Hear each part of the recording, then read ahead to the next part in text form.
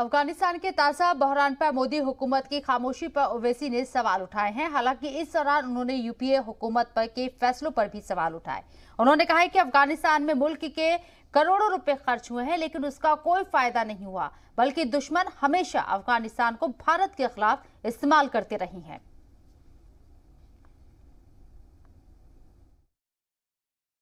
भारत ने अफगानिस्तान के रिकंस्ट्रक्शन के लिए $3 बिलियन वहां पर रिकंस्ट्रक्शन के लिए हमने वहां पर इस्तेमाल किया। अफगानिस्तान की पार्लियामेंट बनाई, अफगानिस्तान में सलमा डैम हमने बनाया, अफगानिस्तान के स्टूडेंट्स को हमने स्कॉलरशिप दी, ईरान से चाबार पोर्ट को हम बना रहे थे जो वहां पर ट्रंप ने सैंक्शन लगाकर काम रुका दिया। 7 साल में क्या किया आपने बताइए? क्यों नहीं हमने इनफॉर्मल या अनऑफिशियली तालिबान से हमने क्यों नहीं बात की?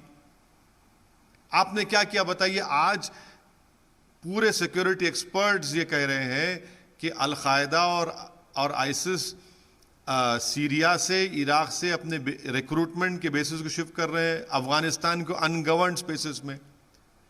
दूसरी बात यह है कि वही सिक्योरिटी एक्सपर्ट ये भी कह रहे हैं कि जैश ए मोहम्मद अफगानिस्तान में हेलमंड प्रोविंस में वहां पर अपना काम शुरू कर दिया। वही सिक्योरिटी एक्सपर्ट्स ये भी कह रहे हैं कि अमेरिका जैसे सुपर पावर को 3000 अपने मरीन्स को उतारना पड़ा सिर्फ अपने एम्बेसी स्टाफ को निकालने के लिए।